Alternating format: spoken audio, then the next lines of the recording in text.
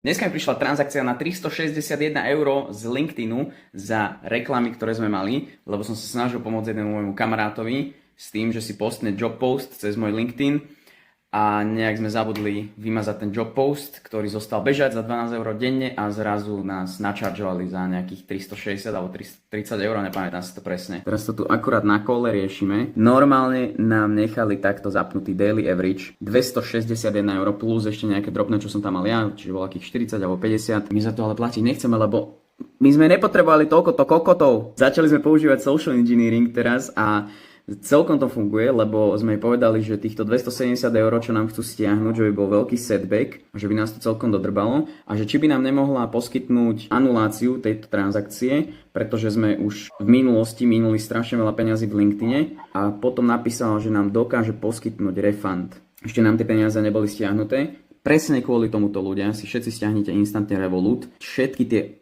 virtuálne karty používate pri takýchto službách, lebo keď máte účet, ktorý viete použiť ako tranzitný, kde normálne si nedržíte peniaze, tak nikdy nebudete mať problém, že vám stiahnu vaše peniaze z online služieb, na ktoré zabudnete, ako my teraz.